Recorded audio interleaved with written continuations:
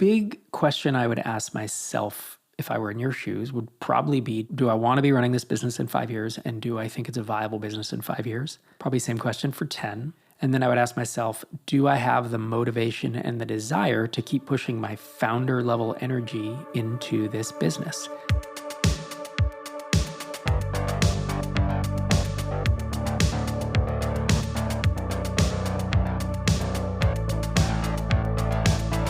You're listening to Startups for the Rest of Us. As always, I'm your host, Rob Walling.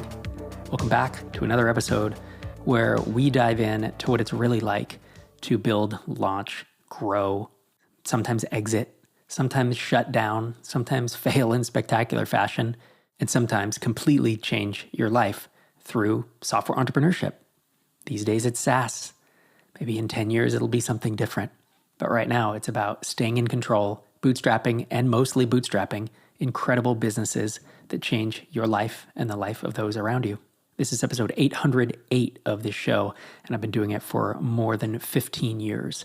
Today, I comb through listener questions, and in fact, we are getting a little low on questions. If you could head to startupsfortherestofus.com and click Ask a Question in the top nav, I would much appreciate it. Audio and video go to the top of the stack, as well as intermediate to advanced level questions. Before I dive into my first question, Discretion Capital is the premier M&A advisor for SaaS founders doing between 2 and 20 million of ARR. You've heard the founder of Discretion here on this podcast, our very own Einar Volset. He knows more about the sell side of that range of SaaS than anyone I know. And he has been a proponent and an advocate for SaaS founders in the MicroConf community for well over a decade. He's attended MicroConf since the mid-2010s. And many of you have probably met him. You've seen him speak on stage. You've heard him on this podcast. And several of you out there have even worked with him to achieve a life-changing exit. Whether you're thinking about selling now or in a year or two, it's never a bad time to reach out to Einar and the amazing team he's put together over at discretioncapital.com. And with that, let's dive into our first question.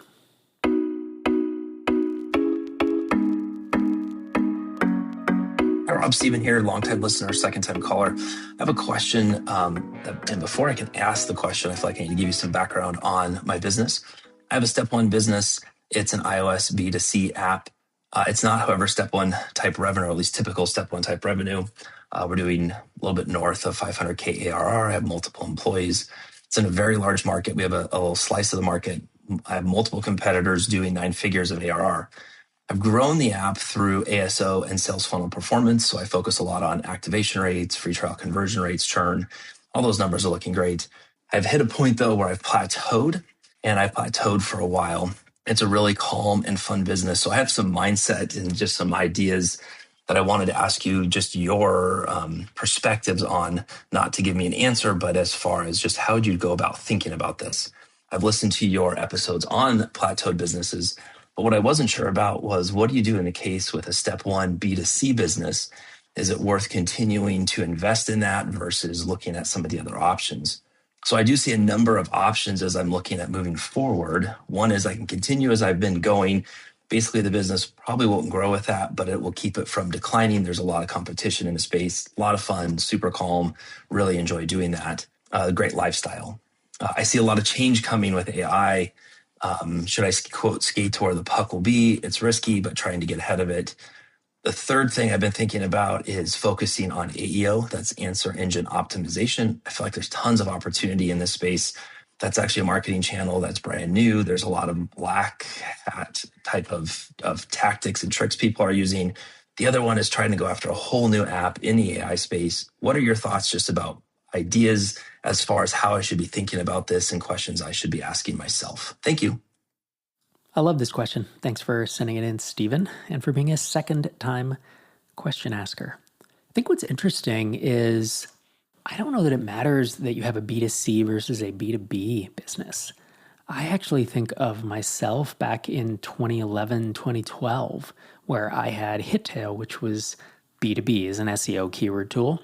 And it was doing, let's say it peaked at about 30,000 a month, and it was just me and I had a few contractors. So it was like 90% net profit. It was incredibly profitable. It changed our life. And it was relatively high churn, and it had plateaued in the mid 20s to 30,000. And you're kind of in a similar boat, although it sounds like you have a team and you're a little further along in terms of the ARR, but you do have a team that's working on it. And the big question I asked myself around Hittail was, is this a 5 or 10-year business? Meaning, do I think this business will survive that long? And do I want to be running it in 5 or 10 years? And the answer was no on both counts. And so I had to go through exactly this decision of, do I keep pushing on it to try to push it past this natural plateau? Do I have more ideas? Do I have motivation? Do I go and sell it? Or do I try to autopilot it? And I'm going to come back to autopilot, put an asterisk by that term, because autopilot doesn't actually exist. If you put something on autopilot in any space that we deal in, it will decline over 6 to 18 months tops. Even if you have all this automated SEO, blah, blah, blah, like you'll just slide and the business will just slowly melt like an iceberg or an ice cube in this case. And so by autopilot, what I really mean is try to keep it flat. And if it starts shrinking, try to minimize how quickly revenue is dropping, and then diversify into another idea.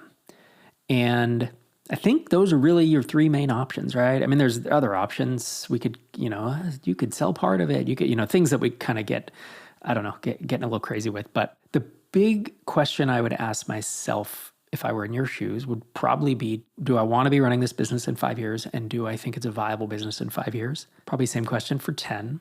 And then I would ask myself, do I have the motivation and the desire to keep pushing my founder level energy into this business?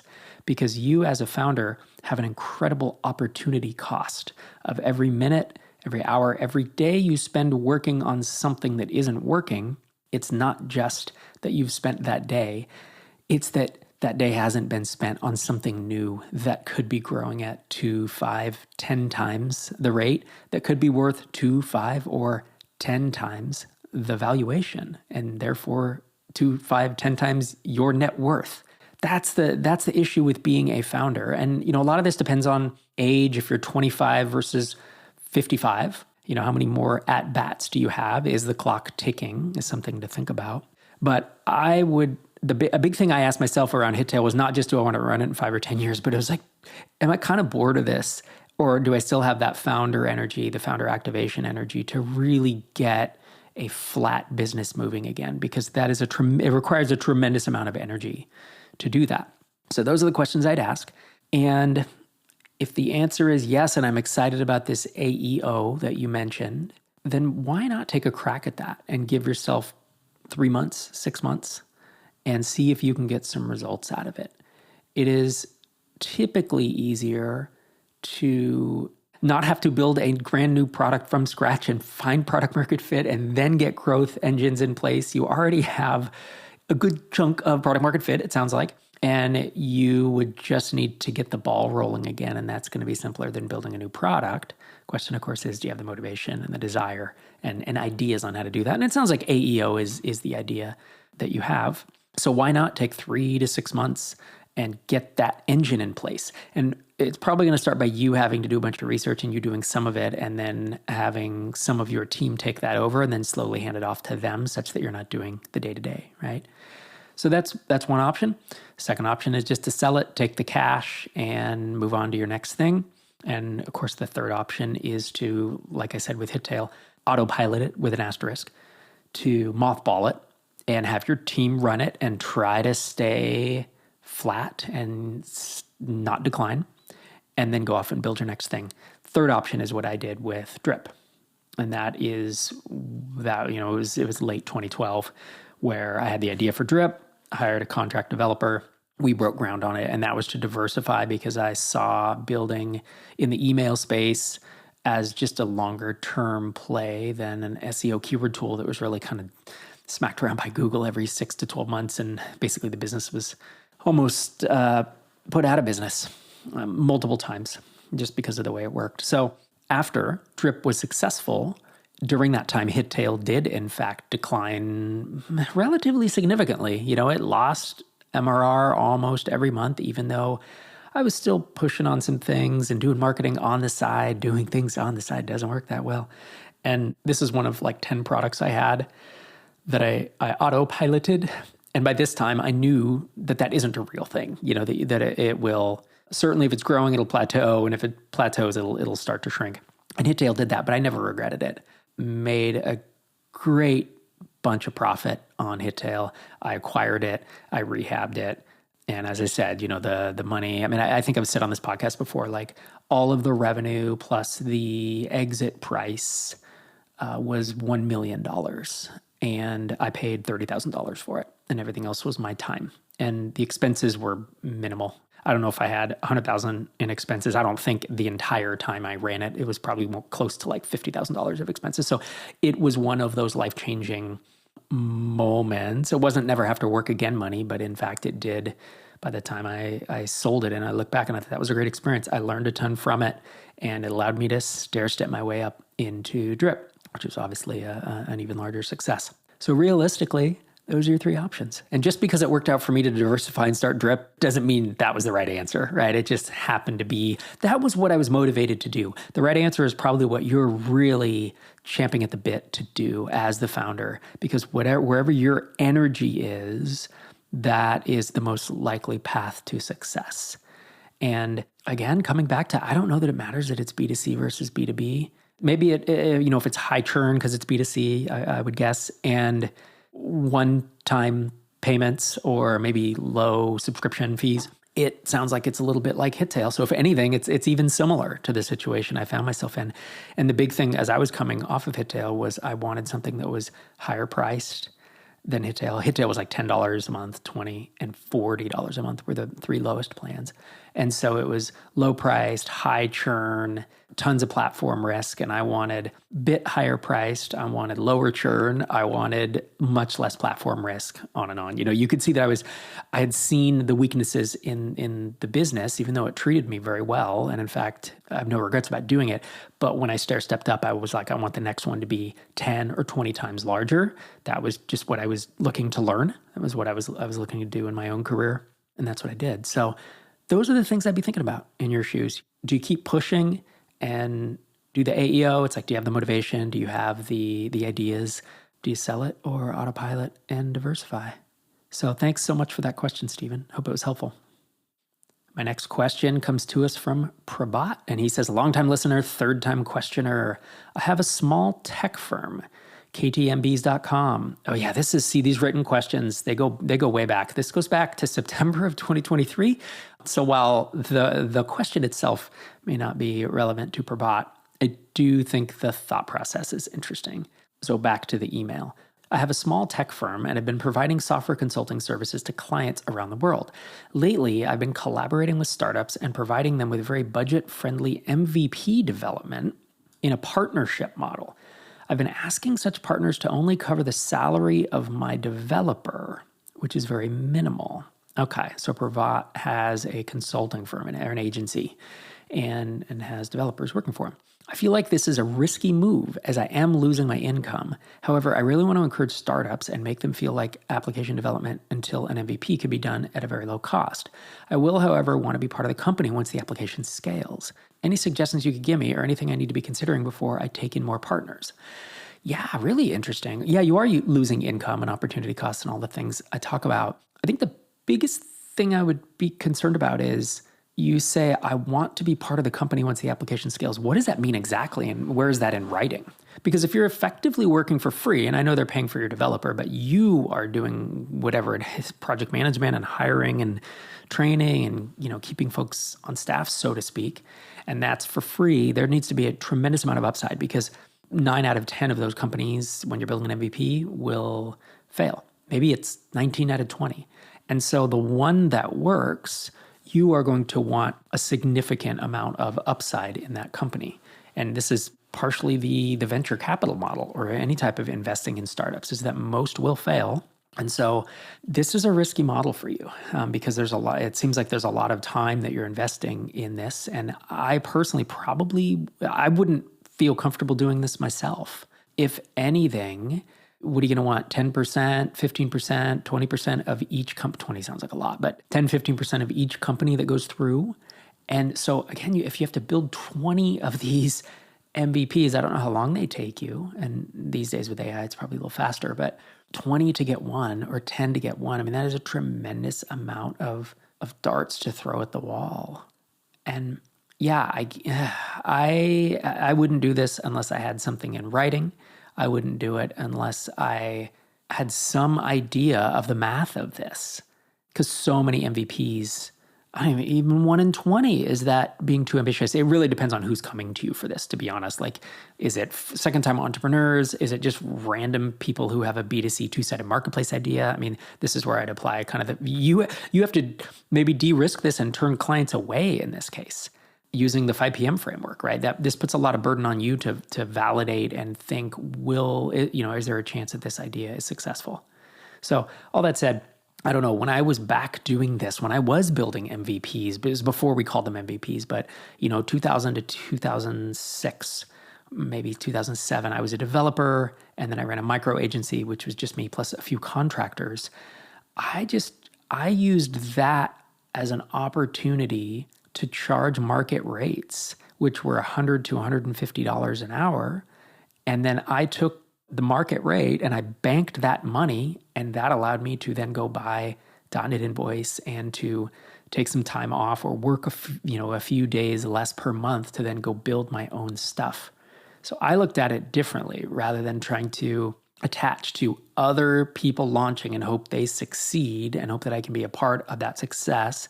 I took a different tack to it. So I don't know what you're doing. Again, I don't want to overstate it, but it does definitely sound risky. And if I were doing this, I would want something in writing that I have equity or upside in each of these businesses.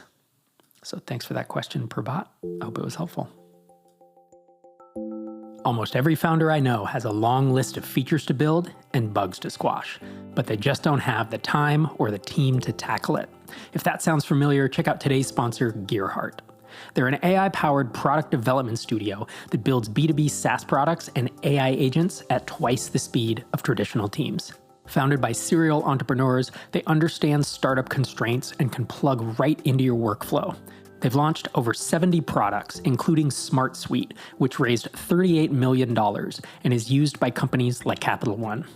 Whether you need a fractional CTO or want to add senior developers without breaking the bank, head to gearheart.io. For listeners of this show, they're offering the first 20 hours of development completely free. Head to gearheart.io and make sure to tell them I sent you.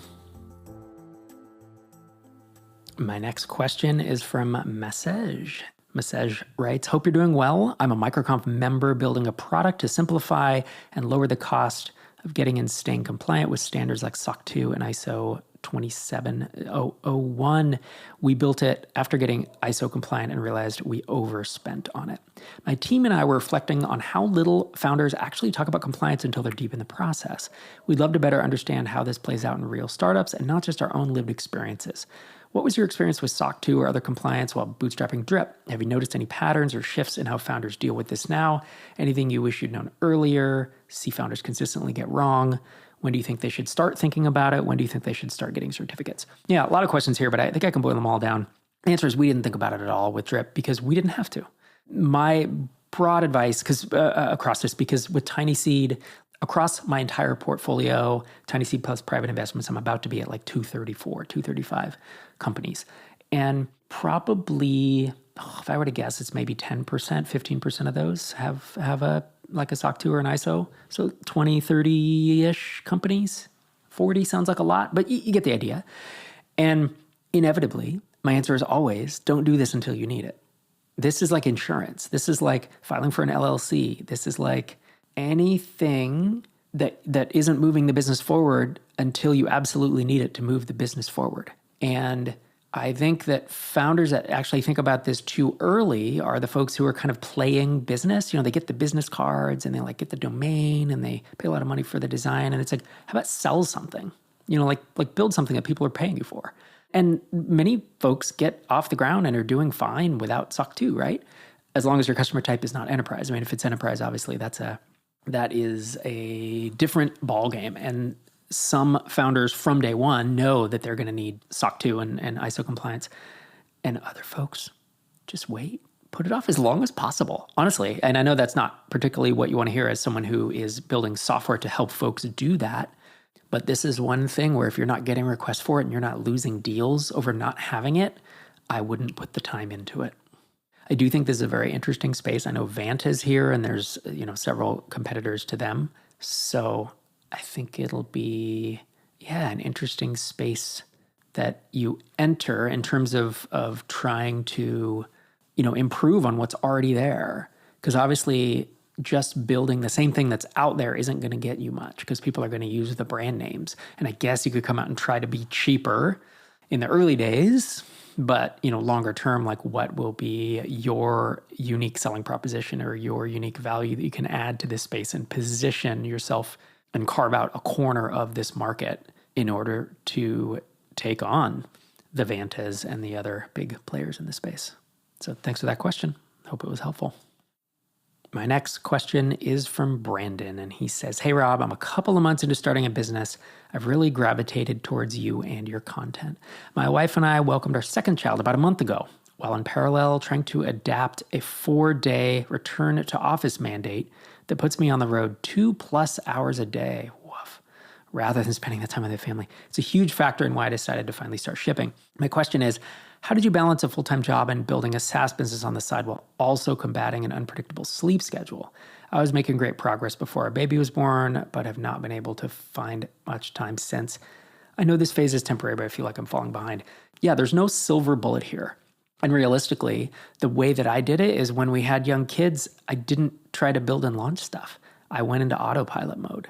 And I either tooled around on little step one businesses that didn't require a cajillion hours to ship, or when our second child was born, that's when I did the 4-hour work week thing, where it was right before I bought Hittail, actually.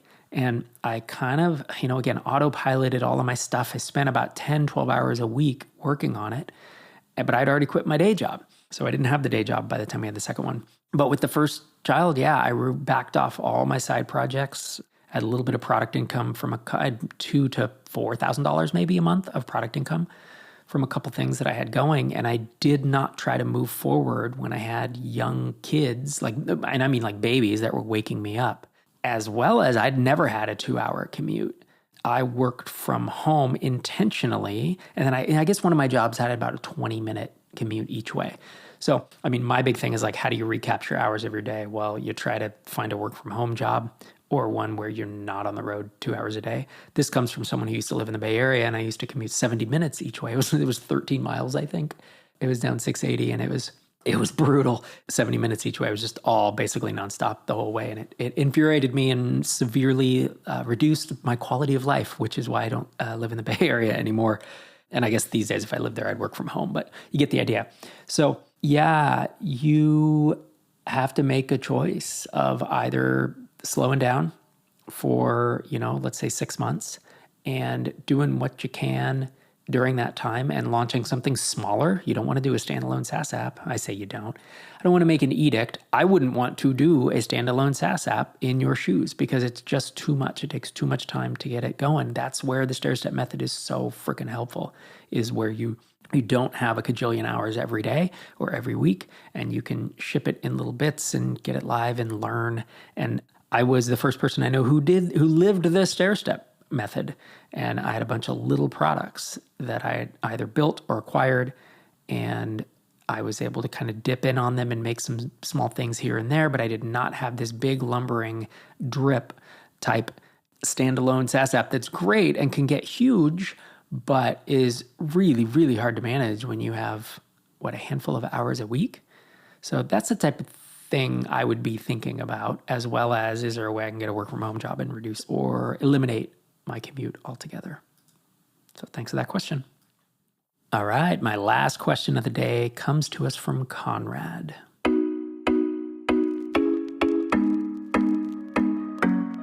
Hi, Europe. Konrad Bożek here, your listener from Poland. So I have a question now. With the era of all the AI coding and all those tools, I see that one thing that can help us, bootstrappers especially, to stand out in the crowd is having our intellectual property. But in IT, what's your intellectual property? Like patents, grants? It's super hard. And it takes years of research sometimes, like for some algorithms R&D projects. But I recently heard about building your IP as open source projects and maintaining them, and at some point growing them to a place where other people start to help you maintain it. What's your take? Maybe you have also some nice guests you could invite to the discussion for this. Thanks. So Conrad, I'm not sure I accept the premise of your question. You're saying that to stand out in the crowd, you need to have intellectual property, and I don't agree with that. To stand out in a crowd, you need really good marketing, really good sales, really good positioning, and potentially a product that is actually differentiated, or at least one that you position and differentiate it. Because as far as I know, no one uses MailChimp because MailChimp has 6 patents, or they have some secret sauce intellectual property that the other ESPs don't. It's a capitalist system, right? Where people are paying for the best tool at the best price that does what they need to do. Unless you're talking about really very complex IP, like when Google first built the search engine, right? Or not, they didn't invent the search engine, but built their search engine and their algorithm out of Sergey and Larry Page's, PhD doctoral dissertations, right? Or OpenAI, that's IP because we can't just build that. But the SaaS apps that we're talking about that you're going to bootstrap and mostly bootstrapped are not based on some secret IP. And this is why approximately 0 founders in the MicroConf Tiny Seed Startups for the Rest of Us ecosystem have patents. There are some exceptions. That's why I say approximately 0. So yes, I can point out 2 right now, but there are more than 125,000 folks in the ecosystem, maybe 150,000 in our audience. And so it's approximately 0. So as a result, I don't even know how to weigh in, since I don't agree with your basic premise. You're saying you can open source your IP so that other people build it and start to maintain it. And my understanding from folks I know who've open sourced things is, unless you have a very successful project, it's still a lot of work for you. Even if other people write code, you then have to review that code. You have to make sure it's not malicious. You need to make sure that it's actually making the product better.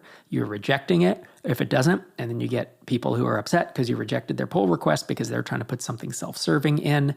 There's no silver bullet here with, I'm going to make it open source and then someone's going to build out my IP. And even if it is your IP, then can't anyone come along and it's open source? They can then fork that and compete with you tomorrow. So if you don't have the marketing, sales, positioning that I mentioned earlier, there are some exceptions. Obviously, there are, the big open source companies that have done very well with this, like Laravel, WordPress, Tailwind, CSS, and many others. So there's not only a few. Sidekick, I think, is one. But there aren't thousands, there aren't tens of thousands. There are so many more successful SaaS, closed source SaaS companies than there are successful companies that have been built on open source. And it's not even it's half as many. I would guess it's a 100-to-1 ratio or something like that, give or take. And so I don't know if that's the world you're in and you want to go deeper in that. I would find the Startups for the Rest of Us for open source. And I would listen to all the interviews with Adam Wathan and with the founder of Sidekick. I interviewed him here on the show, Mike Perham, I think his name was. And with all, I would really dive deep into that. But I would be careful with painting the idea that somehow open sourcing is going to make things a lot easier for me in terms of building out intellectual property or in somehow getting your code base built faster. Because if it did, a lot more companies would do it. So thanks for that question, Conrad. That wraps us up for today. Thanks so much for joining me again. Listener questions are always fun. And again, I'm running low. So if you want to head to startupsfortherestofus.com, click Ask a Question in the top nav. I'd love to answer your question in a future episode. Thanks for listening this week and every week. This is Rob Walling signing off from episode 808.